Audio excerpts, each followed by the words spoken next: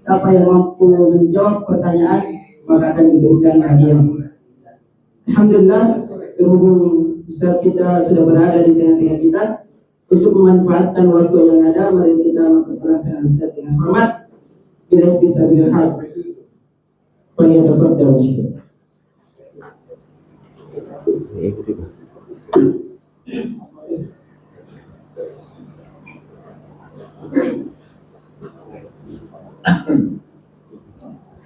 Bismillahirrahmanirrahim. Assalamualaikum warahmatullahi wabarakatuh.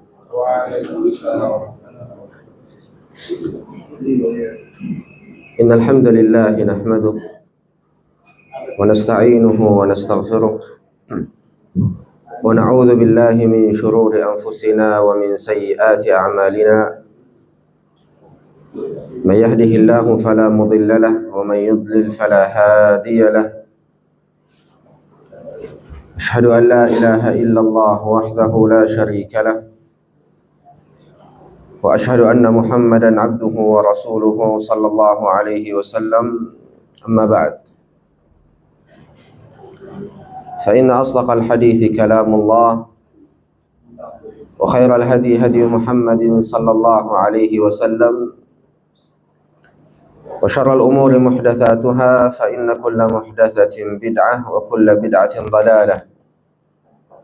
أعاذنا الله وإياكم من النار وما يقرب إليها من قول أو عمل أو اعتقاد.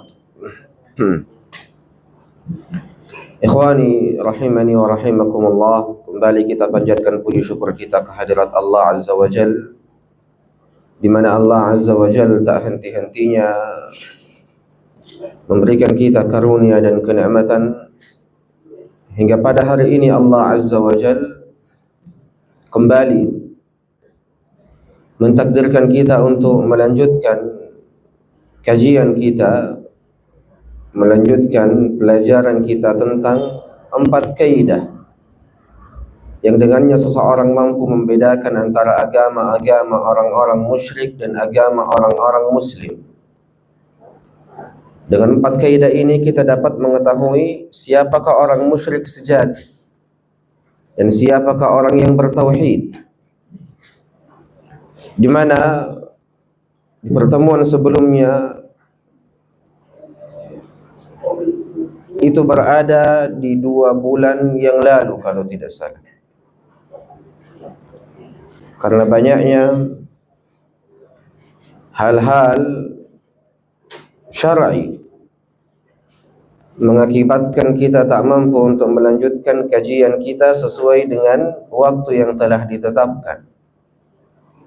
Tapi alhamdulillahi rabbil alamin, Allah Azza wa Jal kembali memilih kita dan mentakdirkan kita guna untuk melanjutkan pelajaran kita ini di tempat yang sama. Semoga Allah Azza wa Jalla berkahi tempat ini dan semoga Allah Azza wa Jalla berkahi seluruh orang-orang yang hadir, guna untuk menambah wawasannya dan guna untuk menambah pemahamannya dari sisi agama ini. Karena kata Nabi kita Muhammad sallallahu alaihi wasallam, man yuridillahu bihi khaira yufaqihu fid din. Siapa yang Allah Azza wa Jalla inginkan baginya kebaikan, niscaya Allah Azza wa Jalla akan pahamkan ia dari sisi agama. Dan tidaklah seseorang memahami hakikat dari agama kecuali ia mengambil sebab dari sebab-sebabnya, yakni menuntut ilmu. Di mana kata Nabi sallallahu alaihi wasallam di hadis yang lain, man salaka tariqan yaltamisu fihi ilma sahalallahu bihi lahu tariqan ila al-jannah. Siapa yang Allah Azza wa Jalla letakkan ia di jalan ilmu, berjalan di atas jalan ilmu dengan penuh keikhlasan, ketulusan serta kejujuran karena Allah Azza wa Jalla dan untuk mengangkat kebodohan yang ada di dalam dirinya serta mengangkat kebodohan yang ada pada umat ini, maka Allah Azza wa Jal akan mudahkan ia jalan menuju syurga Allah Azza wa Jal. Maka kita alhamdulillah melanjutkan kajian kita ini, di mana di pertemuan awal kemarin kita telah membahas sedikit muqaddimah yang berkaitan dengan tauhid. Apa itu tauhid? Dan tauhid itu terbagi ke dalam berapa jenis. Kemudian apakah pembagian ini termasuk ke dalam pembagian yang muhdats, yang baru datang belakangan ini dan tak ada asalnya dari sisi agama yang kita kenal dengan kebidahan dan selainnya. Yang dimana di pertemuan sebelumnya juga kita telah masuk ke dalam kaidah yang pertama dan kita berhenti di situ. Disebabkan karena waktu yang tidak cukup kala itu. Yang semoga Allah Azza wa Jalla di hari ini kita selesaikan 4 kaidah ini guna untuk memahami hakikat dari agama orang-orang musyrikin, dari agama orang-orang muwahhidin. Karena tidaklah seseorang mengetahui kebenaran secara sempurna kecuali setelah ia mengetahui keburukan. Makanya kata salah seorang penyair, "Araftu syarra la lisyarr, walakin litawaqqi, wa man lam ya'rif asy-syarra min al-khair yaqa'u fi." Siapa atau penyair ini mengatakan, diriku mengetahui keburukan bukan karena ingin melakukan keburukan itu, akan tetapi diriku mengetahui keburukan itu untuk menjauhinya. Dan barang siapa yang tidak mengetahui keburukan dari kebaikan, niscaya ia akan terjatuh ke dalamnya. Maka wajib bagi setiap muslim untuk mengetahui hakikat dari agama orang-orang musyrikin, agar dengannya ia mampu untuk berdiri kokoh dan berdiri teguh di atas agama-agama orang-orang yang bertauhid. Dan semoga Allah Azza wa Jal golongkan kita bagian darinya. Ikhwani rahimani wa rahimakumullah, di pertemuan sebelumnya kita telah membahas kaidah yang pertama dari kaidah-kaidah yang dengannya kita mampu mengenal agama orang-orang musyrikin dan konsep beragama orang-orang musyrikin. Di mana kaidah pertama ini ialah orang-orang musyrikin meyakini pengesaan Allah Azza wa Jal dari sisi rububiyah. Dan juga di pertemuan sebelumnya kita telah membahas apa itu makna rububiyah, yang dimana di antara kaidah ketika seseorang meyakini kerububiaan Allah Azza wa Jal, maka wajib baginya uluhiyah Allah Azza wa Jal. Makanya di pertemuan sebelumnya kita memberikan satu kaidah. Apa kaidah itu? Tauhidur rububiyah yastalzim tauhidal uluhiyah, wa tauhidul uluhiyah yatadammanu tauhidar rububiyah. Ini kaidah di pertemuan sebelumnya kita telah bahas secara detail. Yakni tauhidur rububiyah mewajibkan bagi orang-orang yang meyakininya adanya tauhidul uluhiyah. Dan tauhidul uluhiyah mengandung nilai-nilai dan kandungan tauhidur rububiyah. Ini maknanya. Makanya orang-orang yang meyakini tauhidur rububiyah wajib untuk mentauhidkan Allah dari sisi peribadatannya. Karena ia yakin bahwasanya Allah Azza wa Jal adalah sang khaliq, adalah satu-satunya sang pemberi rezeki, adalah satu-satunya yang mampu memberikan syafaat, adalah satu-satunya yang mampu menyelamatkan seseorang. Ia yakin dengan ini semua, maka ia harus mengikhlaskan dan beribadah hanya kepada Allah Azza wa Jalla. Begitupun juga tauhidul uluhiyah tidak akan menjadi sempurna kecuali di dalamnya ada nilai-nilai tauhidur rububiyah. Mengapa kita beribadah kepada Allah dan hanya kepadanya? Karena ada kandungan dan nilai-nilai tauhidur rububiyah di dalamnya. Dan inilah kaidah yang dijelaskan oleh para ulama rahimahumullahu jami'a. Dan ini di pertemuan sebelumnya telah kita bahas. Makanya orang-orang yang meyakini rububiyah Allah itu belum benar-benar menjadi orang-orang yang bertauhid. belum benar-benar menjadi orang-orang yang mengesahkan Allah kecuali setelah ia mengesahkan Allah dari sisi uluhiyah Allah. Ini kaidahnya. Makanya Nabi kita Muhammad sallallahu alaihi wasallam memerangi orang-orang kufar dari kalangan orang-orang Quraisy di zamannya. Sedangkan mereka meyakini bahwasanya Allah Azza wa Jalla ini satu-satunya sang pencipta. Ini rububiyah Allah. Orang-orang kafir Quraisy juga meyakini bahwasanya Allah Azza wa Jalla tempat kembali dan tempat menggantungkan segala sesuatu di kala susah. Dan ini di antara bentuk keyakinan akan rububiyah Allah. Tapi bersamaan dengan adanya keyakinan itu pada diri orang-orang kafir Quraisy, apa yang Nabi sallallahu alaihi wasallam lakukan? Tetap Nabi sallallahu alaihi wasallam katakan kepadanya, qulu la ilaha illallah tuflihu. Ucapkanlah la ilaha illallah, engkau akan beruntung. Apa kata orang-orang kafir Quraisy ketika mendengar ajakan Nabi sallallahu alaihi wasallam? Apakah ia mengindahkannya? Apakah ia datang kepadanya? Sedangkan ia pun juga yakin akan rububiyah Allah. Tapi apa kata mereka? Aja'ala al-alihata ilaha wahida. Inna hadha la syai'un ujab. Apakah orang ini, yakni Muhammad, ingin menjadikan Tuhan itu esa, satu? Ini adalah sesuatu yang ajaib. Maka lihat, dari sisi inilah Nabi sallallahu alaihi wasallam memerangi orang-orang kafir Quraisy. Dan tidaklah Nabi sallallahu alaihi wasallam memerangi suatu kaum kecuali kaum itu adalah orang-orang kafir. Dan tidak mungkin Nabi sallallahu alaihi wasallam memerangi orang-orang Islam jikalau memang benar orang-orang yang meyakini rububiyah Allah itu termasuk orang Islam dan masuk bagian dari golongan kaum muslimin, niscaya Nabi sallallahu alaihi wasallam tidak akan pernah memeranginya. Ini di antara hal yang patut untuk kita perhatikan, dan ini kaidah yang pertama yang telah kita bahas di pertemuan sebelumnya. Kita pindah ke kaidah yang kedua, yang dimana sebelum kita pindah ke kaidah yang kedua, empat kaidah ini saling berkaitan.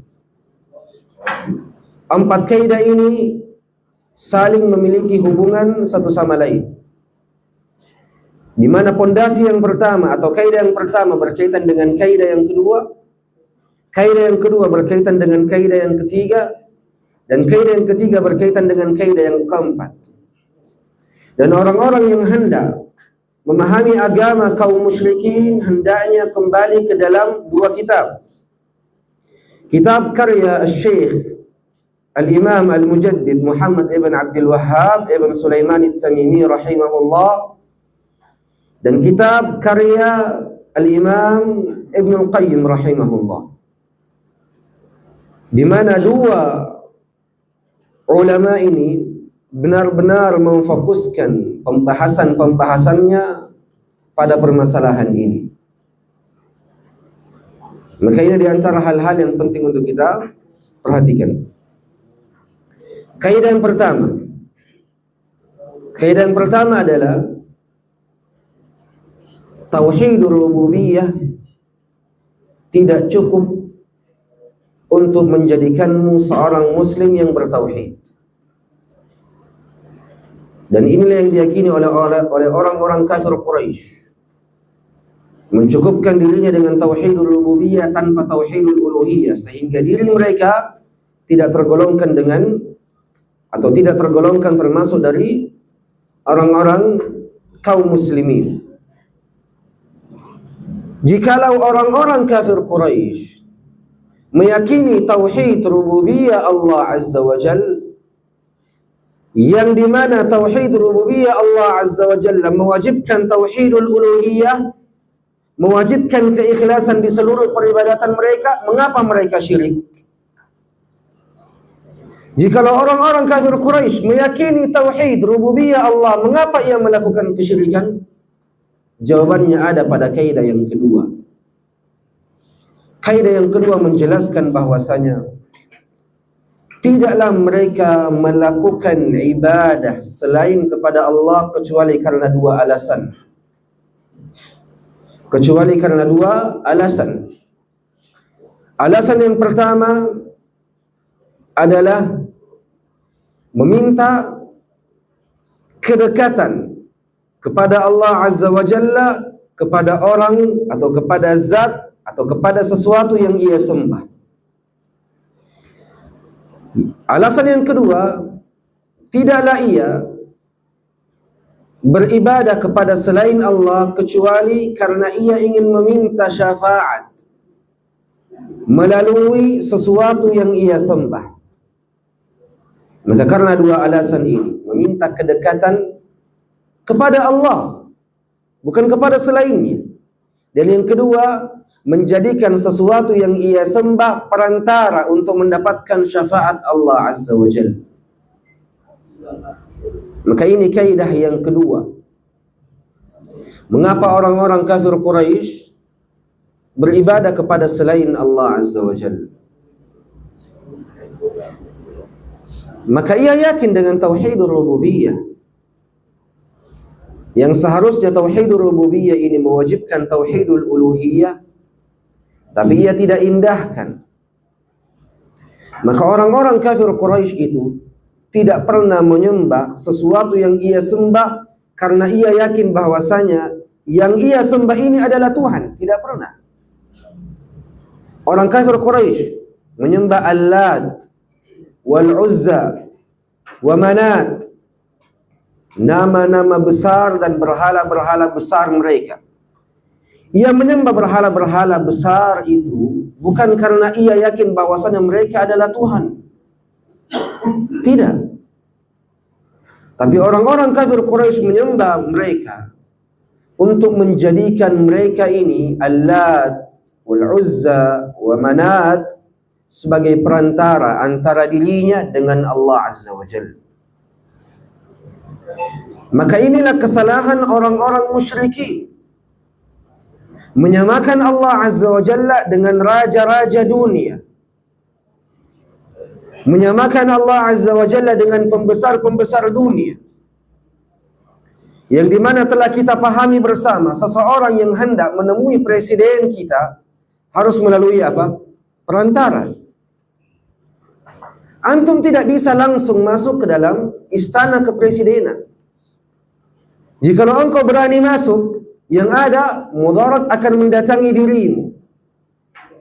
Maka perlu yang namanya perantara, yang dengan sebab perantara ini engkau mampu menjadi orang-orang yang lebih dekat dengan pembesar-pembesar dunia, dengan raja-raja dunia. Begitupun juga engkau ingin meminta keringanan ataupun ingin meminta sesuatu dari raja-raja dunia, engkau membutuhkan perantara, yang dimana ketika dirimu langsung meminta kepada raja dunia akan keringanan, akan kebutuhan, akan hajat kalian, kemungkinan besar raja dunia ini tak akan mengindahkan keinginanmu dan siapa engkau, sehingga raja dunia harus mengikuti apa yang engkau ucapkan dan harus memberikan apa yang engkau minta. Siapa engkau? Makanya engkau harus membutuhkan apa? Perantara. Yang melalui perantara ini, perantara inilah yang meminta kepada raja dunia, yang dengannya kemungkinan besar, dan tidak 100%, kemungkinan besar raja dunia ini akan memberikan apa-apa yang diminta oleh perantara yang dekat dengannya, yang dimana hal itu berkaitan dengan kebutuhan diri. Ini dari sisi dunia. Ia samakan Allah dengan perkara ini.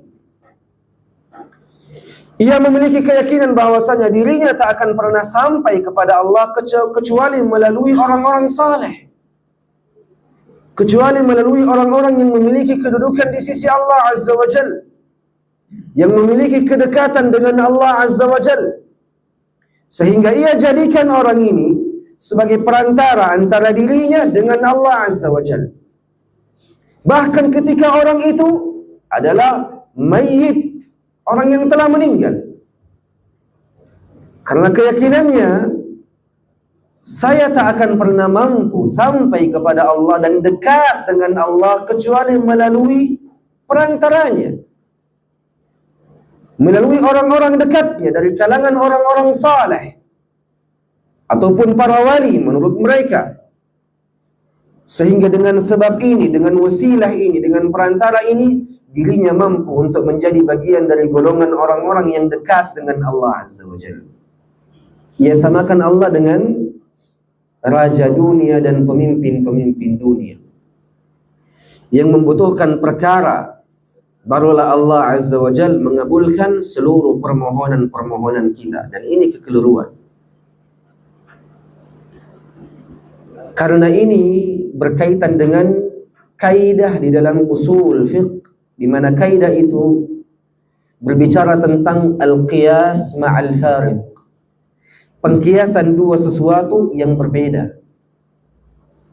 Engkau mengkiaskan Allah Azza wa Jal yang memiliki segala sesuatu dengan raja yang hanya memiliki kekuasaan yang berada di bawah tanggung jawabnya saja.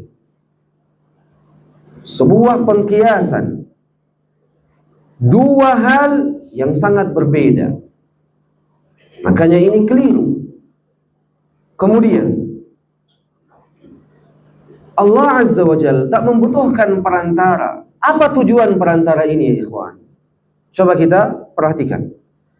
Ketika kita meminta kepada pemimpin-pemimpin dunia, kemungkinan besar mereka tak akan mengindahkan permohonan kita kecuali melalui orang-orang terdekatnya. Di mana orang-orang terdekat inilah yang akan melembutkan hati-hati pemimpin-pemimpin dunia ini agar mau untuk mengabulkan permohonan kita. Sekarang, siapa yang mampu melembutkan hati Allah Azza wa Jalla agar Allah Azza wa Jalla mengabulkan permohonan kita? Siapa yang mampu melakukan hal itu? Tidak ada yang mampu. Sehingga hal ini adalah pengkiasan dua hal yang sangat berbeda dan sangat jauh. Dan inilah kesalahan dari orang-orang musyrikin, sehingga terjatuh ke dalam kesyirikannya, mengkiaskan Allah dengan pemimpin dunia yang membutuhkan perantara agar permohonannya dikabulkan, agar permintaan syafaatnya diberikan. Maka ini kaidah pokok mengenal mengapa orang-orang musyrikin jatuh ke dalam kesyirikannya, mengenal agama kaum musyrikin. Makanya orang-orang yang bertauhid tak membutuhkan perantara antara dirinya dengan Allah Azza wa Jalla. Tak ada perantara antara hamba dengan Allah Azza wa Jalla.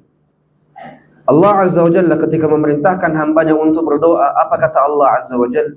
Ud'uni astajib lakum. Berdoalah kepadaku, niscaya aku akan mengijabahinya. Berdoalah kepadaku tanpa perantara. Allah tak katakan ud'u Jibril astajib lakum. Allah tak katakan ud'u Nabi astajib lakum. Tapi kata Allah ud'uni, berdoalah kepadaku secara langsung tanpa perantara. Astajib lakum, niscaya aku akan mengijabahinya. Maka agama orang yang bertauhid, konsep orang yang bertauhid tak membutuhkan perantara. Buruknya dirimu ataupun baiknya dirimu, solehnya dirimu ataupun fajirnya dirimu, selama engkau ikhlas beribadah kepada Allah, engkau tak membutuhkan perantara antara dirimu dengan Allah Azza wa Jalla. Tak membutuhkan perantara. Makanya di antara hal-hal yang patut untuk kita perhatikan, antara pembeda antara konsep orang-orang yang bertauhid dan konsep orang-orang kaum musyrikin yang terjatuh ke dalam kesyirikannya. Makanya di antara hal-hal yang patut untuk kita perhatikan, tahukah engkau sebab yang lain mengapa mereka mengkiaskan Allah Azza wa Jalla dengan raja-raja dunia yang membutuhkan perantara agar melembutkan hati-hati raja-raja itu untuk mengabulkan permohonan kita? Karena kata mereka, bukanlah sebuah adab yang baik ketika engkau meminta langsung kepada Allah, Sebagaimana bukanlah adab yang baik ketika engkau meminta langsung kepada pemimpin dunia. Itu bukanlah sebuah adab yang baik. Lalui jalannya, lalui prosesnya. Prosesnya adalah engkau menemui orang terdekatnya, yang dimana orang terdekat inilah yang akan menyampaikan permohonanmu kepada pemimpin-pemimpin dunia, yang dengannya ia akan mengabulkan permohonanmu. Jadi hal ini berkaitan dengan adab, kata mereka. Makanya di sini ada faidah yang sangat penting untuk kita perhatikan. Dua hal. Hal yang pertama, niat yang baik tidak cukup. Dan hal yang kedua, menyandarkan dirimu pada akalmu adalah kesesatan. Dua hal ini adalah pondasi pokok dari orang-orang musyrikin sehingga terjatuh ke dalam kekeliruan. Hanya menyandarkan dirinya pada niat yang baik. Ini bukan sebuah adab. Ini kata mereka. Niatnya baik untuk beradab kepada Allah Azza wa Jalla. Selain dibarengi dengan niat yang baik, ia memiliki hal yang kedua. Menyandarkan niat yang baik itu hanya pada akalnya, bukan pada pendalilan Al-Quran dan Sunnah Nabi Sallallahu Alaihi Wasallam yang terbebas dari segala bentuk kecacatan dan keburukan. Sehingga dengannya ia berhukum dengan akalnya dan menyandarkan akalnya pada niat baiknya. Apa yang terjadi? Sesat. Dan inilah yang terjadi pada banyak orang-orang yang katanya mencintai Nabi Sallallahu Alaihi Wasallam. Dan ini juga yang terjadi pada banyak orang-orang yang katanya ikhlas beribadah kepada Allah Azza wa Jalla, tak taunya terjatuh ke dalam sesuatu yang tak ada tuntunannya di dalam agama ini, tak ada anjurannya di dalam agama ini.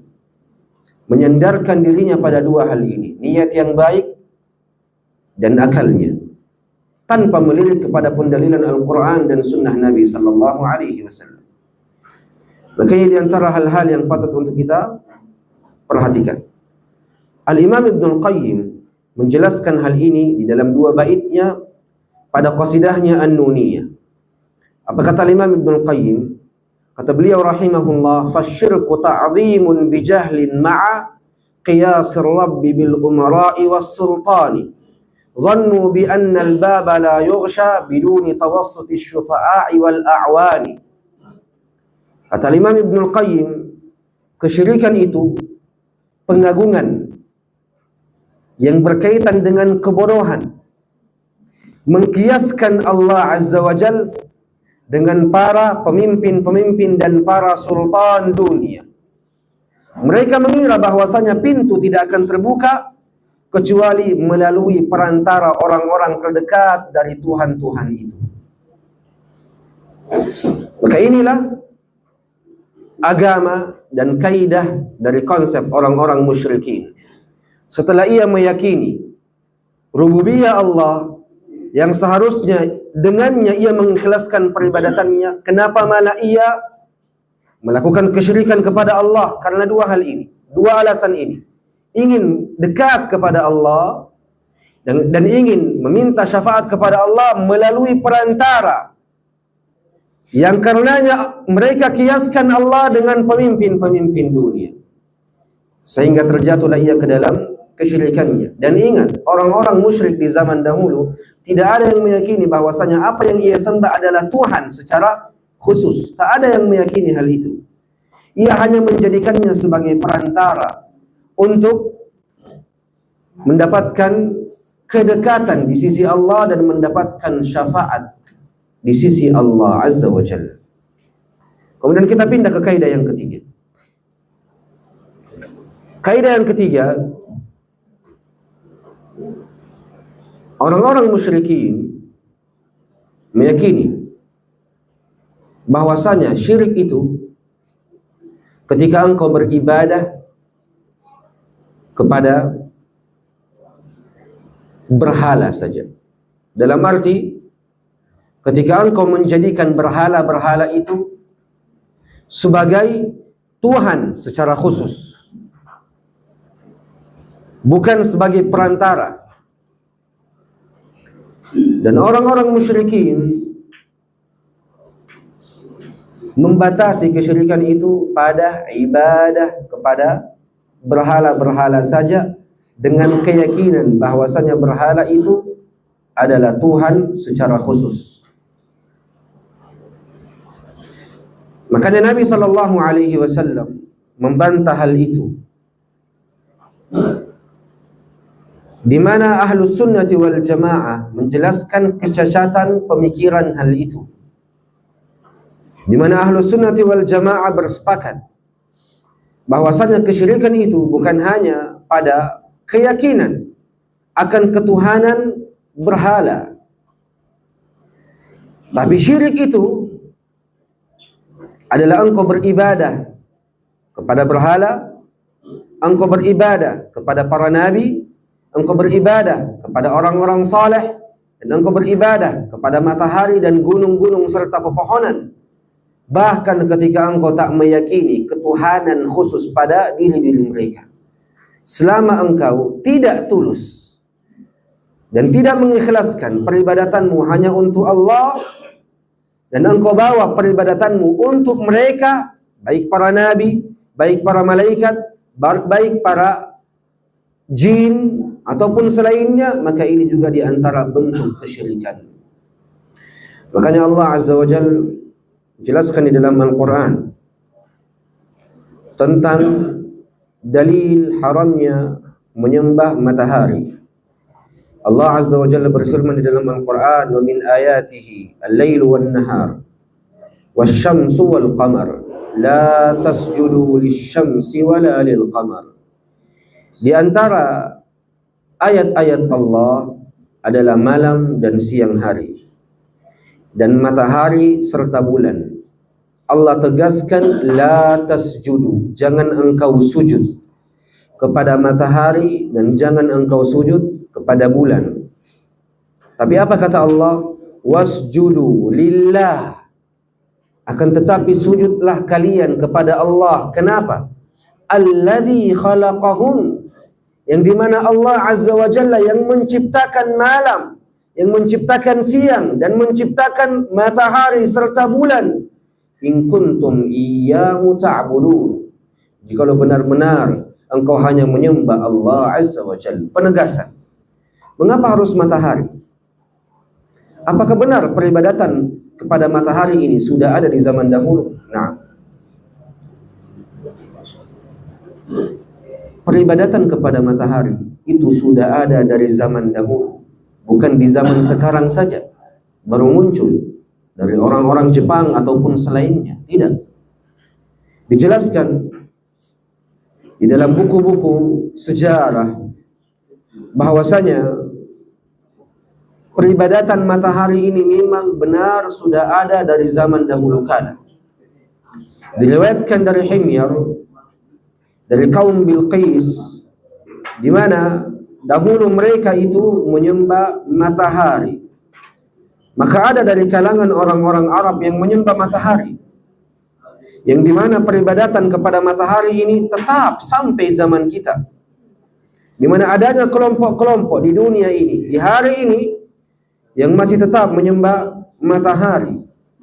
Dan itu disebabkan karena mereka mengikuti sunnah orang-orang terdahulu. Makanya ya ikhwani wa ya akhwat, makanya ya ikhwan, di antara kaidah di agama ini, kesesatan itu adalah warisan. Sebagaimana tauhid itu adalah warisan. Orang-orang bertauhid mewarisi tauhidnya dari Nabi SAW. Begitupun orang-orang musyrikin dan orang-orang yang sesat mewarisi kesesatannya dan mewarisi kesyirikannya dari orang-orang terdahulu. Maka apa-apa yang terjadi di zaman ini dan di hari ini seluruhnya berkaitan dengan apa-apa yang telah terjadi di zaman dahulu. Zaman ini berputar. Apa yang terjadi di zaman ini pastilah telah terjadi di zaman dahulu. Dan sunnah-sunnah yang diambil di zaman ini adalah sunnah-sunnah orang-orang terdahulu. Dan di antara hal-hal yang berkaitan dengan ini, sebagai tambahan faidah, orang-orang yang gemar berkelompok-kelompok, ini sunnahnya dari mana? Sunnahnya jelas dari sunnah-sunnah Fir'aun la'natullahi alaih. Maka berkelompok ini adalah sunnah dari sunnah-sunnah Fir'aun, di mana Allah Azza wa Jalla jelaskan di dalam Al-Quran, ketika Fir'aun ingin menguasai suatu kaum, apa yang mereka lakukan?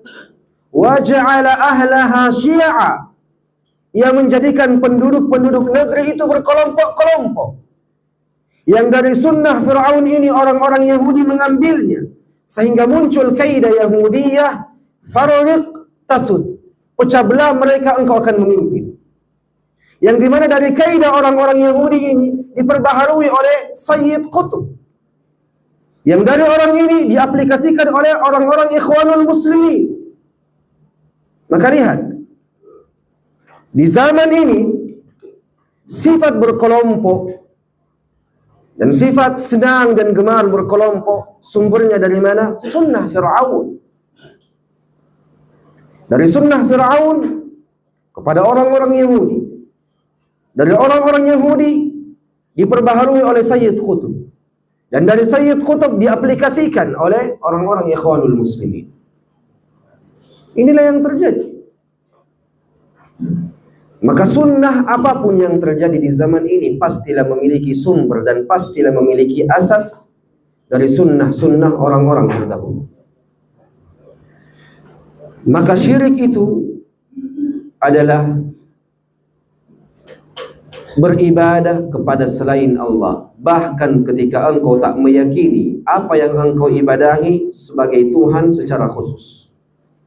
Ini adalah bantahan bagi orang-orang yang berjalan di atas konsep orang-orang musyrikin.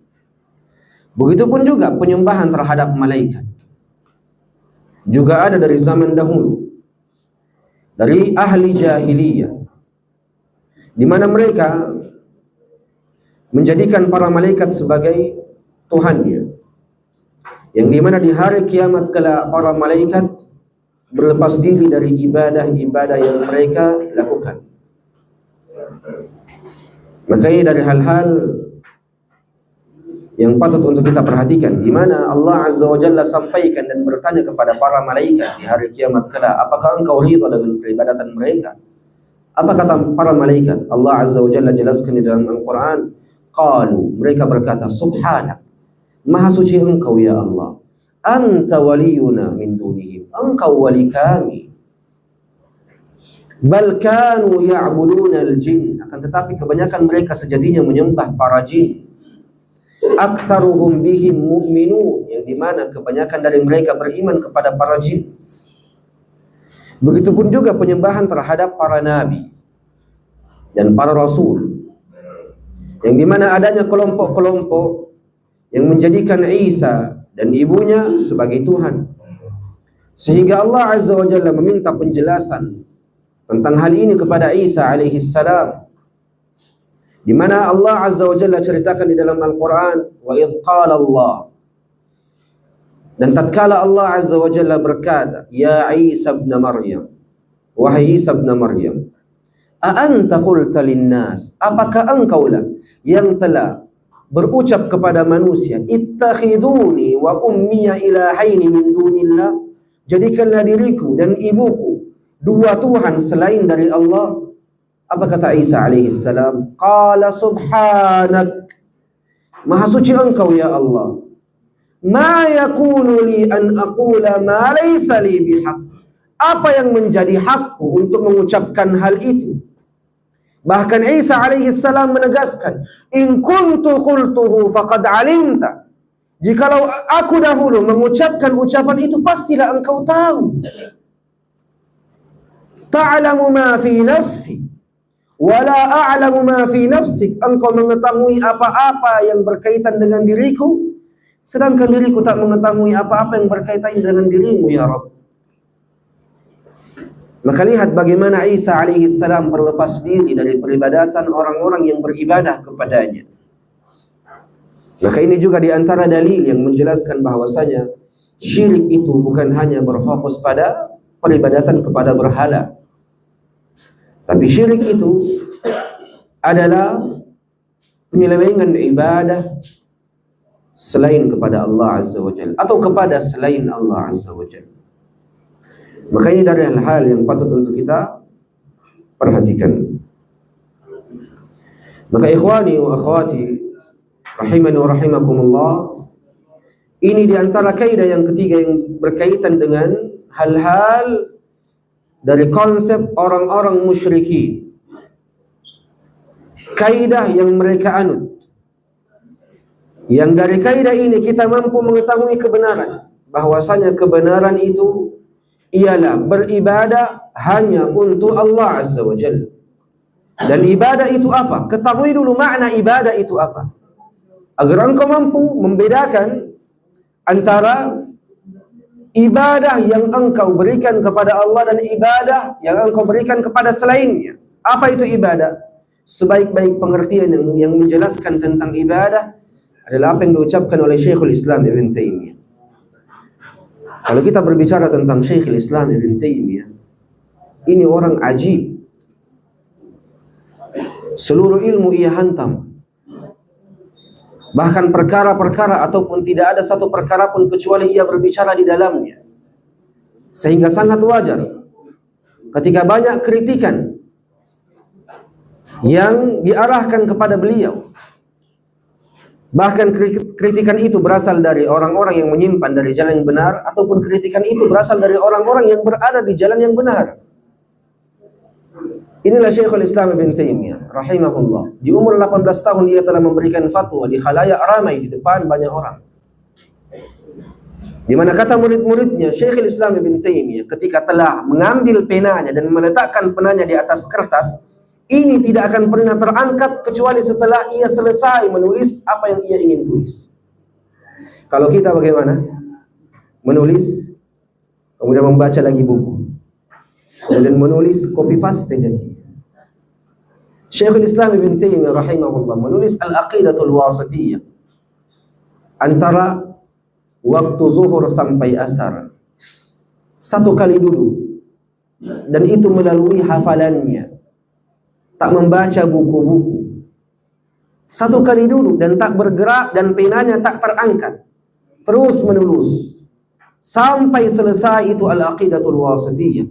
Ketika datang salah seorang dari pemimpin-pemimpin negeri Wasit meminta akidah kepada Syekhul Islam Ibn Taimiyah, apa kata Syekhul Islam Ibn Taimiyah? Lihat bagaimana didikannya. Akidah sudah banyak, mengapa engkau meminta kepadaku akidah? Akidah telah dituliskan oleh para ulama dari zaman dahulu, seperti Al-Imam Ahmad dan imam-imam selainnya. Mengapa engkau meminta akidah kepadaku? Bagaimana Syekhul Islam Ibn Taimiyah mengarahkan orang-orang yang meminta akidah kepadanya kepada akidah para salaf. Dan ini hukum asalnya, mengajarkan buku-buku akidahnya para salaf. Ini hukum asal. Maka jangan berpindah dari hukum asal kecuali ada hal-hal yang berkaitan dengan darurat. Ini hukum asalnya. Kemudian, karena paksaan dari pemimpin negeri Wasit ini, yang dimana kata orang ini, aku tidak akan pernah meyakini satu akidah kecuali akidah yang engkau tulis. Maka beliau berada dalam kondisi apa saat ini? Darurat. Orang ini tak akan pernah mendapatkan hidayah dan tak akan pernah mendapatkan petunjuk kecuali ketika dirinya, yakni Syekhul Islam Ibn Taimiyah, menuliskan akidah bagi dirinya. Sehingga kata Syekhul Islam Ibn Taimiyah, intadir, tunggu. 1 kali dulu beliau ambil penanya tak terangkat sedikit pun dan selesai.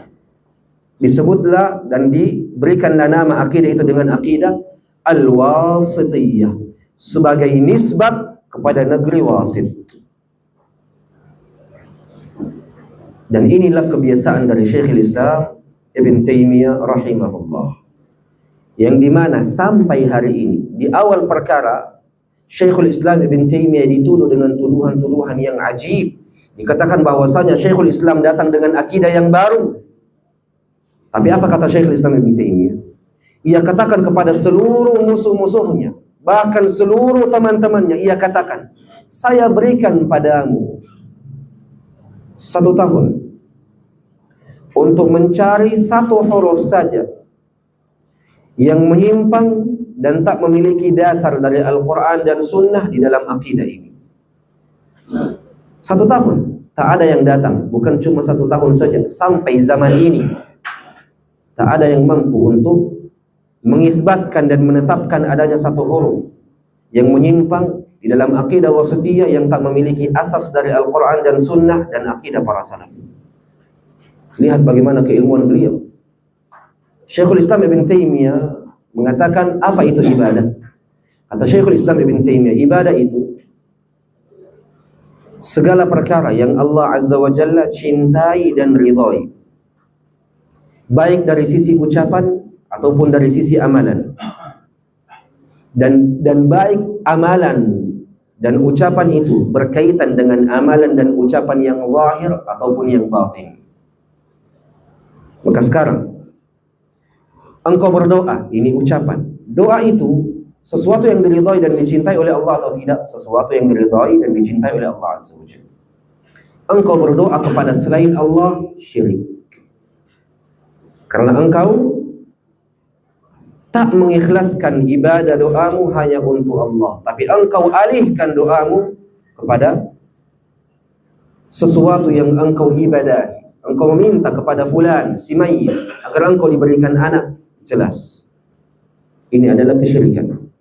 Dan begitu putarannya dan begitu kaidahnya. Maka ini kaidah yang ketiga. Kaidah yang keempat dari kaidah-kaidah yang dijelaskan oleh para ulama, syiriknya atau kesyirikan orang-orang di zaman ini lebih buruk daripada kesyirikan orang-orang dahulu. Kesyirikan orang-orang yang berada di zaman ini lebih buruk daripada kesyirikan orang-orang terdahulu. Mengapa? Orang-orang terdahulu melakukan ibadah kepada siapa? Malaikat, para nabi, para rasul, dan orang-orang saleh yang benar-benar nampak kesalehan dan diakui kesalehannya. Di zaman ini orang-orang melakukan kesyirikan kepada siapa? Kepada orang-orang gila yang tak memiliki pakaian. Ia syirik kepadanya. Juga ia melakukan kesyirikan kepada siapa? Kepada si mayit. Yang dimana si mayit ini dahulunya pun juga orang-orang yang memiliki penyimpangan. Semisal siapa?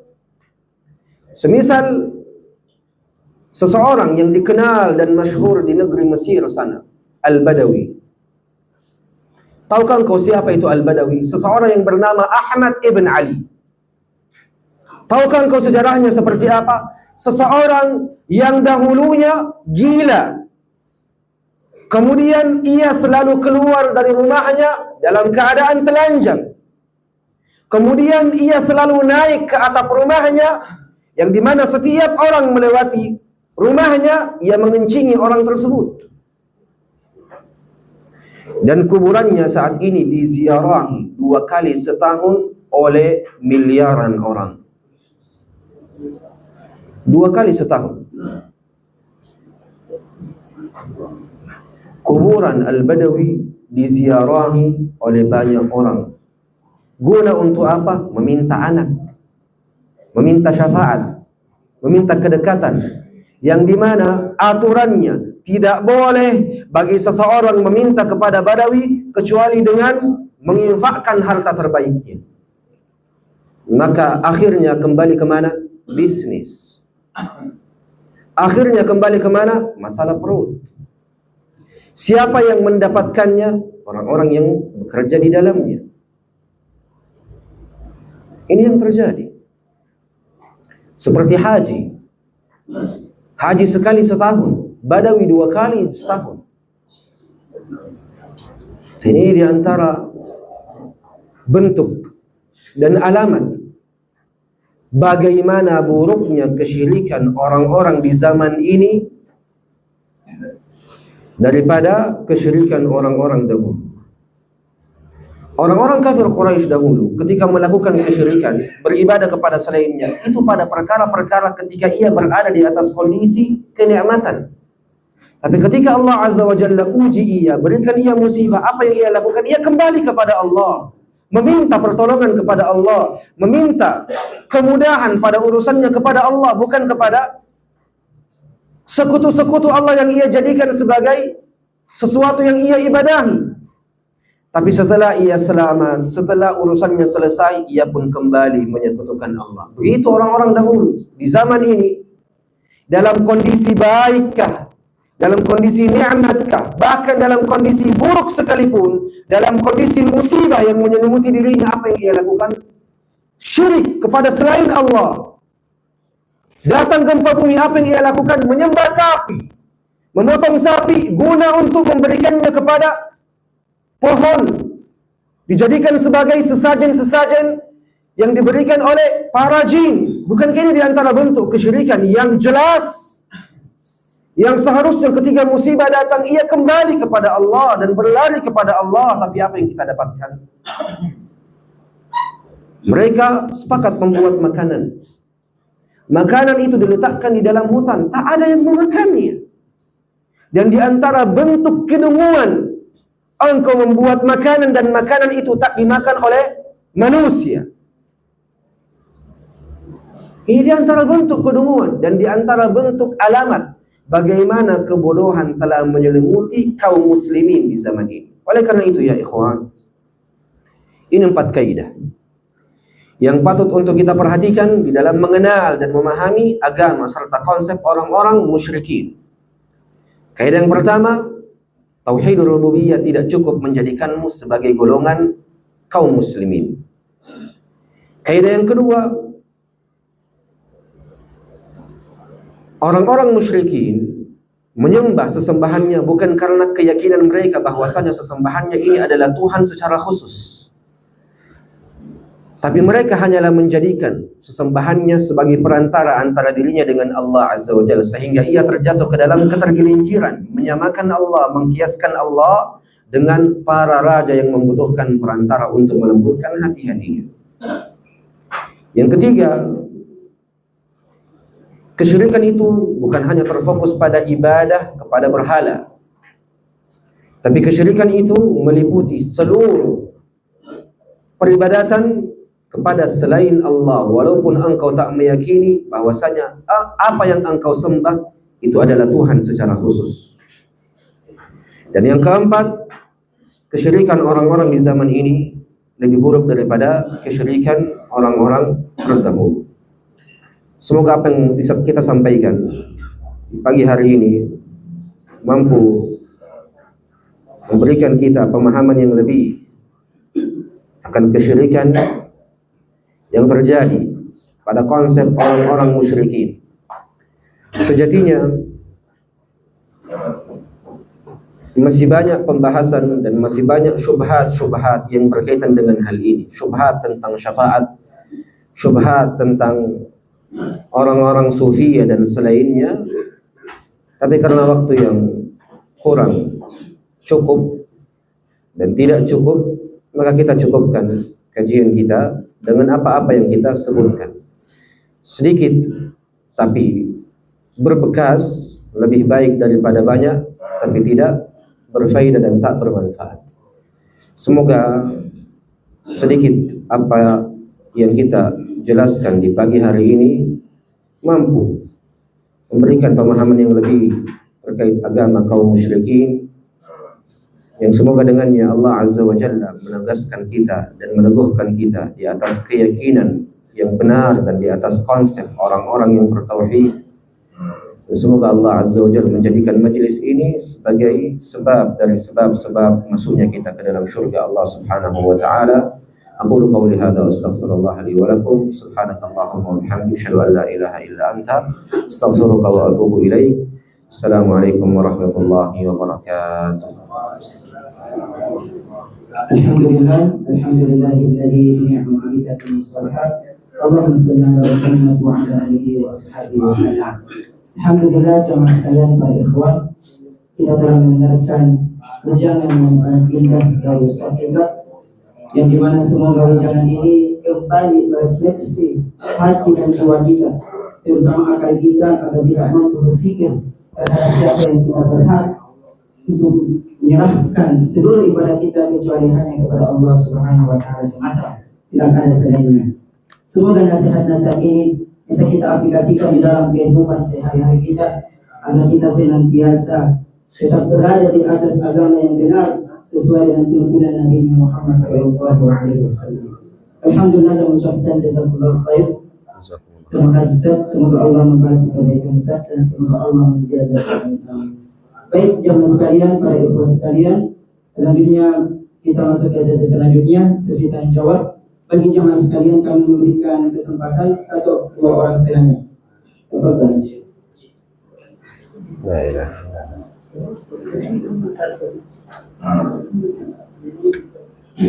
Bagi para ikhwan yang ingin bertanya, kami persilakan.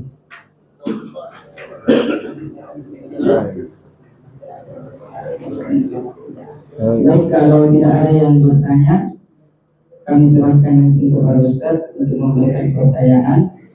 Bagi jamaah yang mampu menjawab pertanyaan, ada yang diberikan hadiah. Tafadhal Ustaz.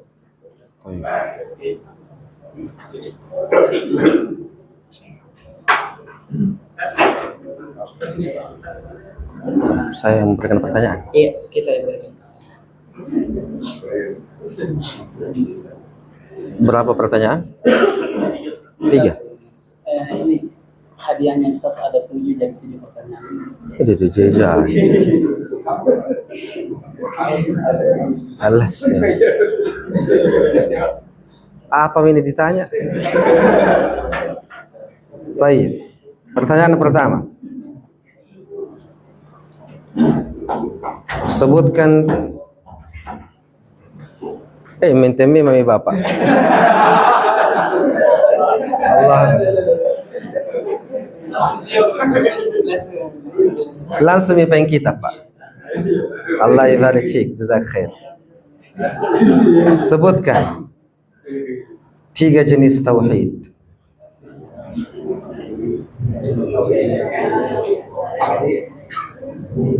Ahsan. Ahsan. Tafadhal, barakallahu fik, jazakumullah khair. Tauhidul rububiyyah wal uluhiyyah wal asma'i was sifat.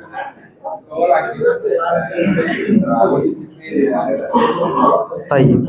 Pertanyaan yang kedua. Sebutkan 4 kaidah dari 4 kaidah mengenal agama kaum musyrikin. Fadhal. Yang menjawab pertanyaan silakan maju supaya didengar. Sampai pakai mic.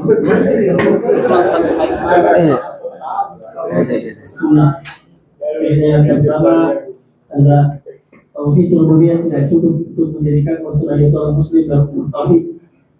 Kaidah yang kedua, orang-orang musyrikin mereka melakukan peribadahan kepada selain Allah dengan maksud untuk meminta syafaat, menjadikan perantara untuk mendekat diri kepada Allah Subhanahu wa Ta'ala.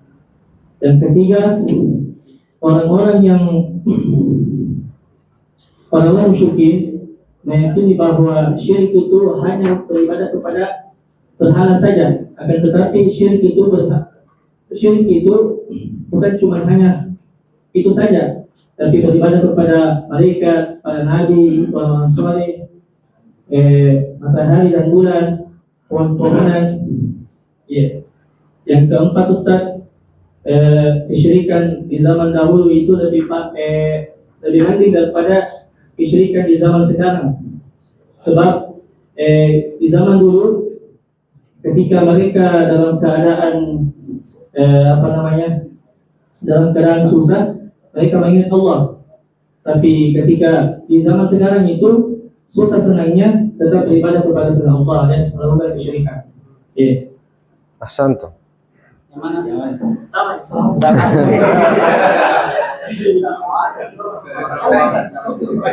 Luar biasa.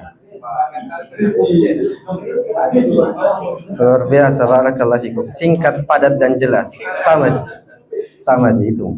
Baik, pertanyaan yang ketiga.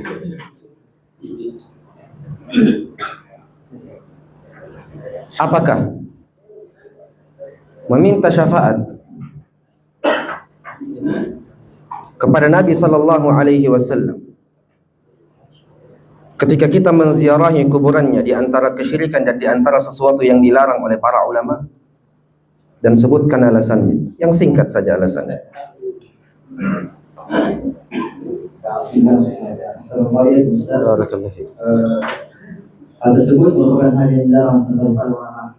Dikarenakan jika seorang itu meminta syafaat kepada Nabi SAW, Nabi sendiri merupakan seorang hamba di mana kelak di hari kiamat atau di padang mahsyar, Nabi sendiri juga bersujud memohon kepada Allah karena diberi syafaat.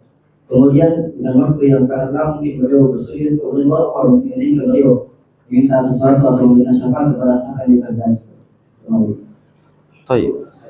Hasan. Barakallahu fiik. Mengambil sendiri. Luar biasa. Baik, lagi 4. Sebagai tambahan tentang hal itu, orang-orang banyak berpikir bahwasanya meminta syafaat di kuburan Nabi ketika menziarahi kuburan Nabi itu sesuatu yang dibolehkan, dan ini keliru. Kenapa? Kata para ulama dan mereka sepakat di atasnya, ada satu kaidah. Apa kaidahnya? Ma jaza su'aluhu fid dunya lam yajuz su'aluhu fil akhirah. Apa-apa yang boleh kita minta di dunia di kala hidup Nabi sallallahu alaihi wasallam, tak boleh kita minta sesuatu yang berkaitan di akhirat setelah Nabi sallallahu alaihi wasallam meninggal. Makanya di antara bentuk bahwasanya syafaat ini hanya milik Allah. Nabi sallallahu alaihi wasallam mampu memberikan syafaat kepada hambanya ataupun kepada umatnya disebabkan karena adanya izin dari Allah Azza wa Jalla. Tanpa izin itu, bahkan Nabi pun juga tak mampu untuk memberikan syafaat. Makanya tak ada yang mampu memberikan syafaat kecuali setelah Allah memberikan izin. Maka ini di antara hal-hal yang patut untuk kita perhatikan. Ahsantum. Pertanyaan yang keempat. Apa itu tauhid? Apa itu tauhid? Bukan jenisnya, tapi apa itu tauhid? Jangan sampai semuanya mengaku orang bertauhid dan tidak tahu arti tauhid. Apa itu tauhid? Ahsan, tafadhal.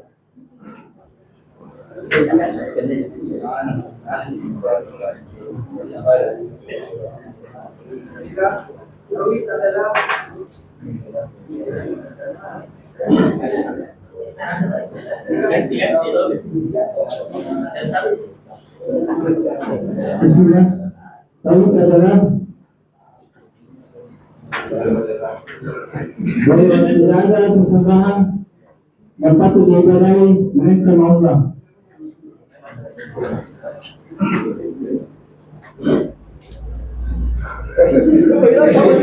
Sudah itu. Kasih minta kalah.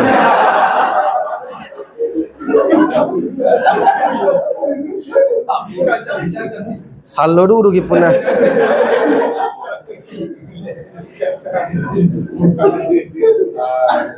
Ini arti dari la ilaha illallah. Tapi tauhid itu mengesahkan Allah dari sisi rububiyah, uluhiyah, dan nama-nama dan sifat-sifat Allah. Itu tauhid.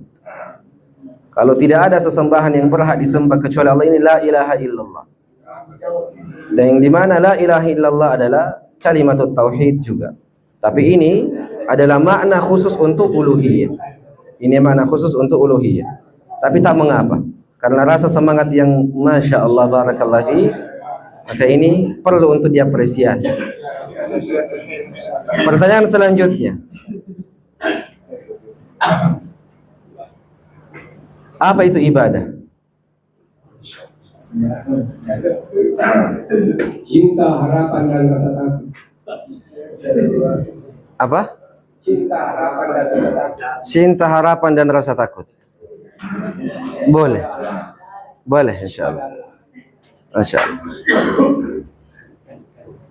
Ini diantara pengertian yang disebutkan oleh para ulama, bahwasanya ibadah itu adalah rasa cinta, rasa harap, dan rasa takut hanya kepada Allah Azza wa Jalla.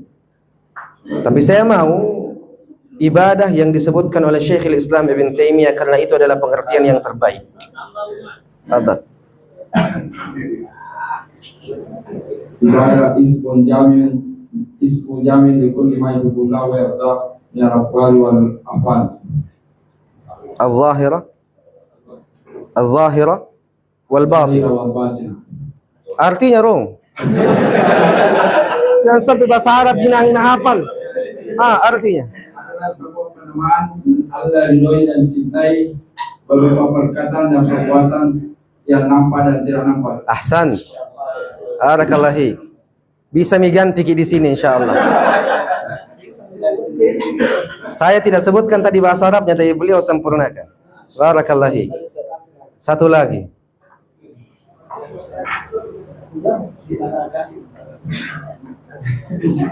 Sebutkan kaidah yang berkaitan dengan kaitan antara tauhidul rububiyah dan tauhidul uluhiyah, dan tadi kita sebutkan di awal pembahasan. Sebutkan kaidah yang berkaitan dengan kaitan antara tauhidul rububiyah dan tauhid uluhiyah. Bagi ketua yang ingin menjawab silakan. Agak susah kayaknya di. Siapa yang tahu? Kaitan antara tauhidul rububiyah dan tauhid al-uluhiyah. Tidak ada? Jadi yang bertanya, yang menjawab. Kaidahnya adalah tauhidul rububiyah mewajibkan tauhidul uluhiyah, dan tauhidul uluhiyah memiliki kandungan dan nilai-nilai tauhidul rububiyah. Itu kaidahnya. Zain la bas. Jadi saya ini yang dapat. Atau bagaimana? Kita kasih lagi soalan terakhir. Apa itu syirik? Sudah makin. Apa itu syirik?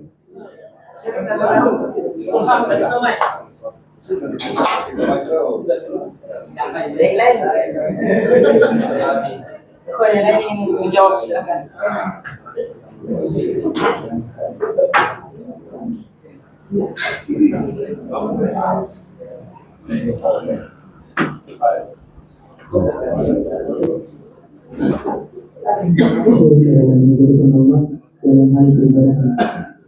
Apa? Menyekutukan Allah dalam hal peribadatan. Ahsan, labas.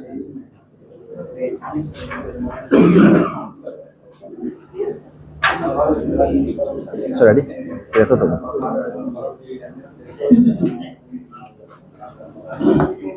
Sekedar info, hadiah yang kita dapatkan berupa salad itu khusus untuk murid luar ya. Yang bisa mengobat ya, boleh ngambil saja sesuai kemampuan. Jangan pakai bagian dalam.